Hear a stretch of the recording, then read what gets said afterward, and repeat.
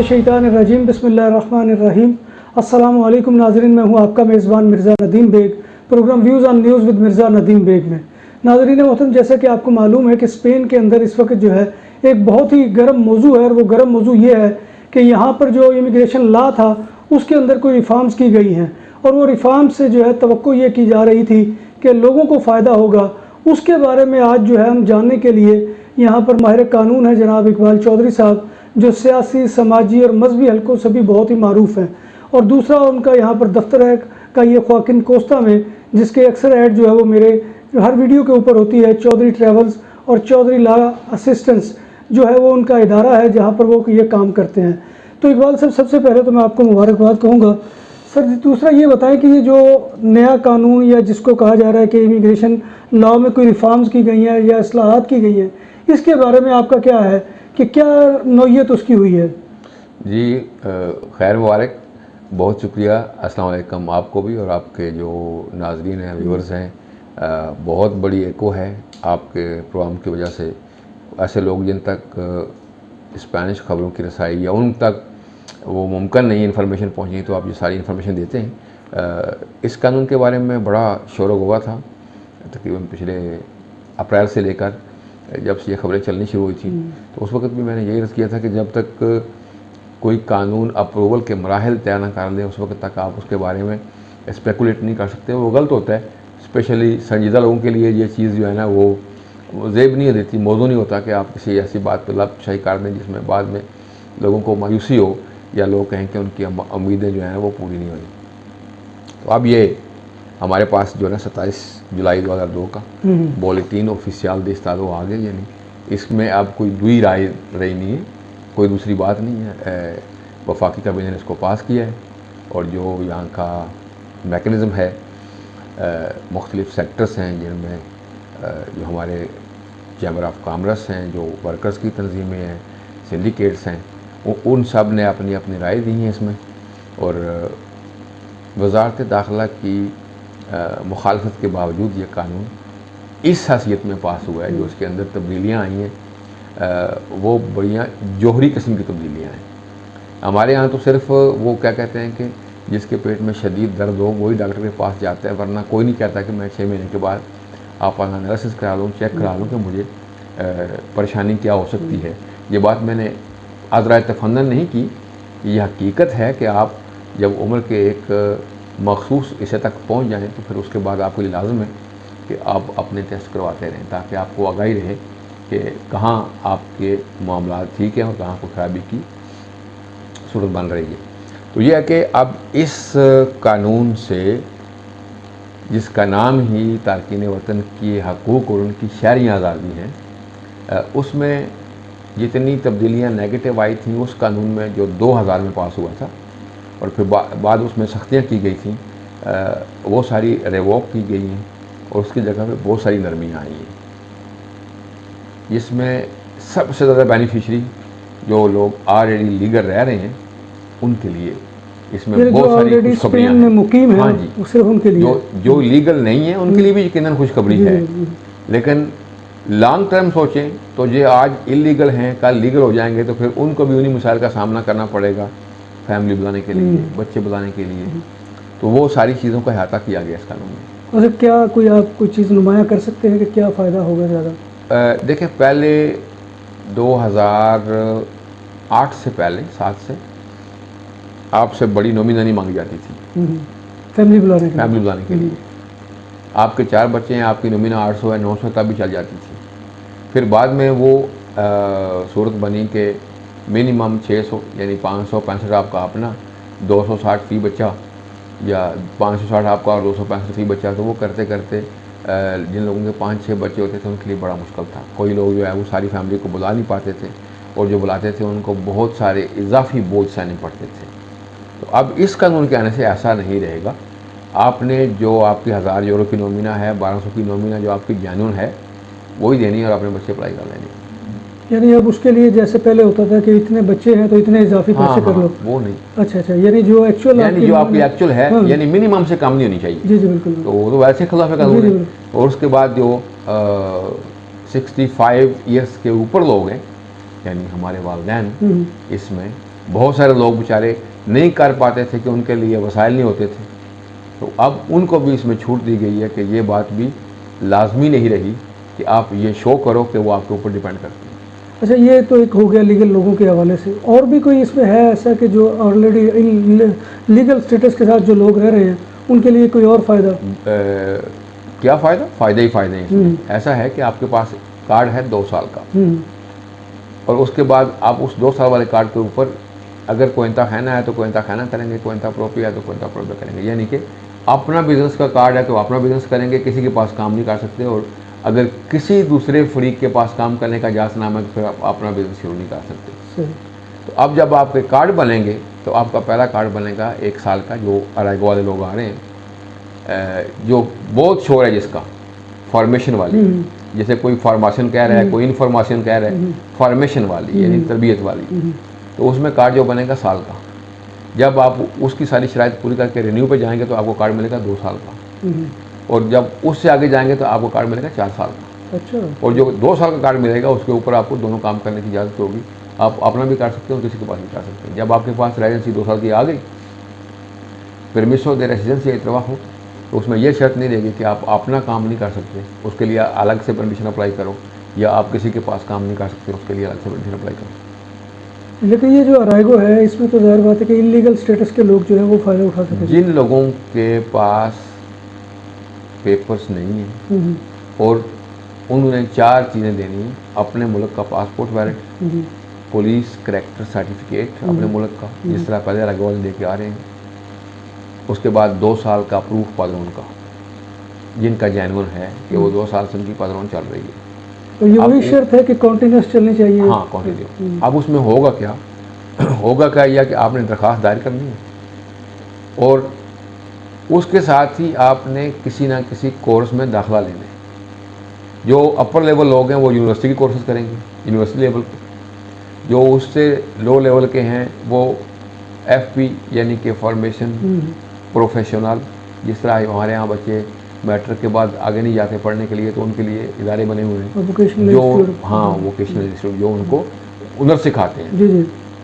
और तीसरी सूरत ये है कि जो मुख्तलिफ सेक्टर्स हैं वो कोर्स करवाएंगे, जिस तरह कंस्ट्रक्शन है, ऑस्ट्रेलिया का है लेकिन ये सारे कोर्सेज जो हैं वो आएंगे सोक के ज़रिए, जो दफ्तर रोज़गार या दफ्तर बेरोज़गार हैं, जिसे आप सेपे कहते हैं ना, या यहाँ पे वो उसके ज़रिए आएंगे। तो ये 3-4 चीज़ें हैं बुनियादी। मुझसे बहुत सारे लोगों ने सवाल पूछे हैं जब से ये इसका गलगला चल रहा है, लेकिन मैंने ये रिक्वेस्ट की थी सबसे, और अब भी यही कहूँगा कि आप सब्र से काम लें। इसकी सारी जुज़ियात तय हो रही हैं कि किस काम के लिए कौन सा फार्म चाहिए, किस ऑफिस में होगा, ऑफिस में जाके होगा, वर्चुअल होगा। ये सारी चीज़ें मैक्सिमम 15 अगस्त तक मंजर आम पे आ जाएंगी। अब जो हमारे करने का काम है, जिनके पास पुलिस करैक्टर सर्टिफिकेट मौजूद है वो सुकून से रहें, अल्लाह करें, दिन गुजार लें, 2 वीक खैरियत से गुजर जाएंगे। और जिनके पास सर्टिफिकेट नहीं है वो अपना सर्टिफिकेट बनवा लें। सबसे जो बेहतर चीज़ इसमें आ रही है वो ये है कि आप लोगों को तहरीक दी जा रही है, इंसेंटिव दिए जा रहे हैं कि आप सीखो। ये बार्सिलोना में पहली बार बूफे 22 से ज़ायद आइटम के साथ पाकिस्तानी और इंडियन खानों का भरपूर स्वाद, हबीब विलेज रेस्टोरेंट। फैमिलीज के लिए पुरसकून माहौल, कुशादा हाल, शादी ब्याह और दीगर तकरीबात के लिए आइडियल मुकाम। अल्कोहल से पाक और हलाल पकवान हमारी पहचान। शीशा और पूल टेबल के शौकीन के लिए आइडियल जगह। खूबसूरत तरासा बार्सिलोना के साहिल के करीब सेंट्रो कमर्शियल लाबिया में वाक़े। हमारा पता ये है कि आपने सारी उम्र एक काम में स्टार्ट किया तो आप सारी उम्र वही काम करते रहो। इसमें आपको मौके मिल रहे हैं कि आप अपने आप को बेहतर करो, अपनी कैपेसिटी के मुताबिक काम सीखो और उस हिसाब से जॉब करो। अच्छा, बाज़ लोग ऐसे भी हैं कि जो फ़र्ज़ करें कि कोर्स के लिए क्वालिफाई नहीं करते, तो उनके लिए भी क्या इसमें कोई गुंजाइश है? देखिए, ये जो जुज़ियात तय हो रही हैं ना, उसमें ये सारी कैटेगरीज आएंगी। मुझे बिल्कुल सामने है ये तस्वीर सारी कि हमारे लोगों की अक्सरियत या तो वाजबी पढ़ी लिखी है, या जो पढ़ी लिखी भी है, मैट्रिक FA BA किया भी है, तो वो शो यही करते हैं कि उनकी तालीम वाजबी है। उसकी वाहद वजह यह है कि इस ज़बान से उनकी अदम वाकफ़ियत और उसके पीछे है अदम दिलचस्पी। अपने लोगों में रहना सहना, अपने लोगों को साथ लेके चलना, अपने लोगों से मदद मुआवनत लेना, और ज़ुबान ना सीखना, ये हमारे लिए नुकसानदेह है। लेकिन एक फॉर लॉन्ग टाइम अगर आपको कोर्स सिखाए जा रहे हैं तो वो उर्दू में नहीं सिखाए जाएंगे। वो कोर्स में आपको अगर लेक्चर दिए जा रहे हैं, कोई चीज़ सिखाई जा रही है, तो ज़ाहिर है वो स्पेनिश में होगी, कतालान में होगी, गवर्नमेंट फेडरल गवर्नमेंट कर रही है तो स्पेनिश में होगी, तो उससे ज़ुबान तो आप सीखे ही सीखें ना, ठीक। वो आपके लिए खुदमंद होगी, आगे जाके फिर वही आपको नेशनलिटी के लिए भी काम देगी कि आपने एक ज़ुबान सीखी, आप उस तरफ चल पड़े, आपका मैदान बन गया। बार्सिलोना सेंटर में लज्जत का नया नाम, उस्मानिया ग्रिल रेस्टोरेंट, नफासत और मेहमान नवाजी हमारा वस्फ, फैमिली की तकरीबात और शादी ब्याह सालगिरह के लिए अलहदा हॉल, 120 अफराद के बैठने की गुंजाइश, पाकिस्तानी और इंडियन खानों का बेहतरीन इम्तजाज। हमारी स्पेशलिटी कोयलों वाली मुर्गी, अफगानी पुलाव, शाही मुर्ग चने, मटन व चिकन कढ़ाई, होम डिलीवरी फ्री। हमारा पता ये है। बुज़ुर्गों को बुलाने के लिए इसमें आसानियाँ आ गई हैं। जो फामलिया है तरखेता कम्युनिटारिया, उसको शायद ख़त्म कर दिया जाएगा, उसकी जगह पे वो जो है ना दूसरे कार्ड आ जाएंगे परमानेंट, तो उसका भी फ़ायदा होगा। कम्युनिटारिया के लिए जो अभी शराइत हैं कि उनमें से एक फ्रीक, यानी अगर मेरे पास स्पेनिश पासपोर्ट है, मेरी वाइफ आए, या मेरे पास स्पेनिश पासपोर्ट है और मेरा खामद आए, तो मेरे लिए काम करना ज़रूरी है, ये भी शर्त ख़त्म हो जाएगी।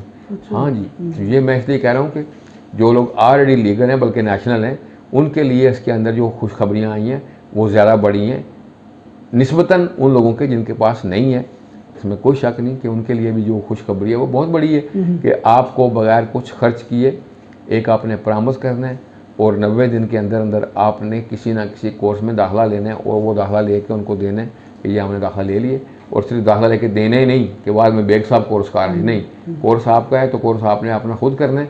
और जब आपका कोर्स ख़त्म हो जाएगा तो उसके बाद वो जो आपको सर्टिफिकेट या डिप्लोमा मिलेगा कि आपने ये कोर्स कर लिया, अगर आपके लिए उसी शोबे में काम मुमकिन होगा तो आप जहाँ भी जाएंगे वो आपका कॉन्टैक्ट करेंगे। और वो कॉन्टैक्ट चूँकि आजकल नए कानून के मुताबिक वैसे ही इनडेफिनिदो हो रहे हैं, फॉर एवर हो रहे हैं, तो वो कॉन्टैक्ट लेके जाके आप अपना जो है ना मॉडिफिकेशन अप्लाई कर लेंगे, चेंज, और आपको काम की इजाज़त मिल जाएगी जो कि साल की नहीं होगी, 2 साल की होगी।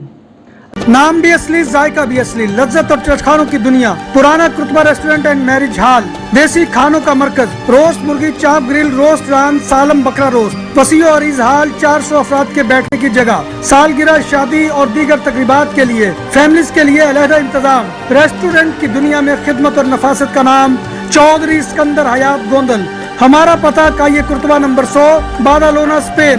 हमारा फ़ोन नंबर 9313923341। अच्छा इकबाल साहब, इसमें यह है कि जैसे अराइगो सोशल के अंदर आपको सर्टिफिकेट चाहिए होता है लैंग्वेज का, खा वो कतलान का हो या स्पेनिश का, क्या इसमें भी कोई ऐसी कंडीशन होगी? फिलहाल तक ऐसी कोई कंडीशन वाज़ेह नहीं हुई। और दूसरा ये है कि ये आपको उस तरह काम का इजाज़तनामा मिल नहीं रहा ना।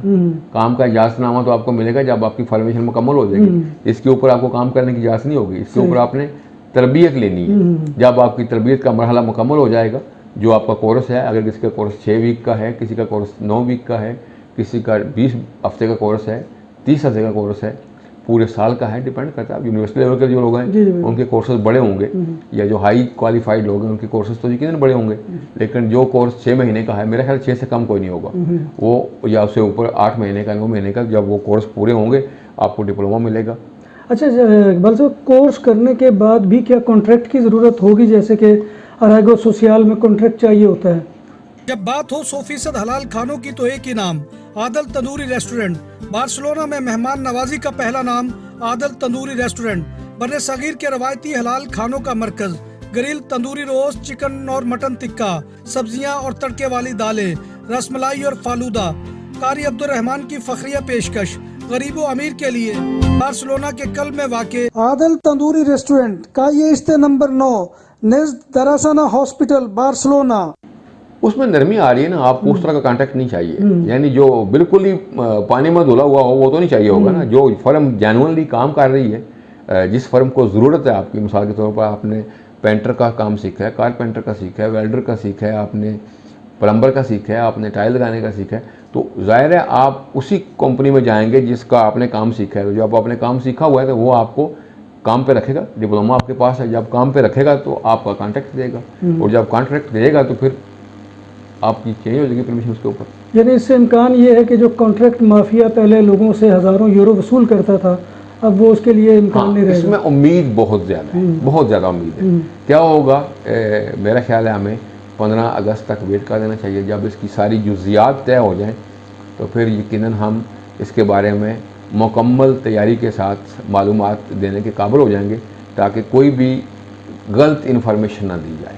सर साहब, अब चूँकि 15-20 दिन का वक्फा है, उसके बाद ज़ाहिर है कि कानून की सही शक्ल सामने आएगी, उसके बाद जो है आप सही तरीके से पढ़ने वालों के लिए शक्ल सारी इसकी बन गई है। लेकिन पढ़े लिखे में भी फ़र्क है ना। जिस बंदे ने उसके ऊपर अमल दरामद करने, अब उन लोगों को भी तो क्लासेस दी जाएंगी ना, जो लोग इसको इम्प्लीमेंट करेंगे। वो सारे के सारे लोग माहिर कानून नहीं है जो उसको इम्प्लीमेंट करेंगे, तो उन लोगों को भी कोर्सेज कराए जाएंगे, लेक्चर्स होंगे उनको भी इस बारे में कि किस तरह आपने ट्रीट करना है इसको। एक बात है जी, आपको काम की इजाज़त नहीं है, आपको फॉर्मेशन की इजाज़त हुई है, तो आप खाएंगे कहाँ से?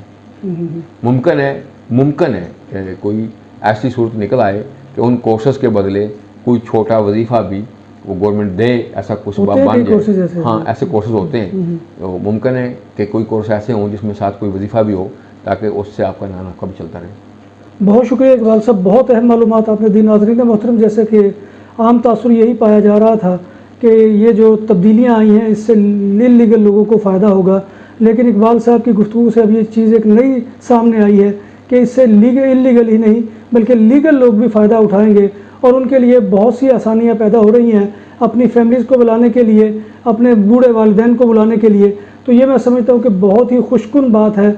और बाकी जैसे कि उन्होंने बता दिया कि अभी इसमें 15 से 20 दिन जो है वो, उसके बाद जो है सारी सूरत हाल सामने आएगी। इसके फॉर्म क्या होंगे, किस तरह से होंगे, कैसे जमा करवाने हैं, क्या ज़ाती तौर पर जाकर जमा करवाने हैं या ऑनलाइन जमा करवाने हैं, ये सारी तफसीलात अभी आना बाकी है।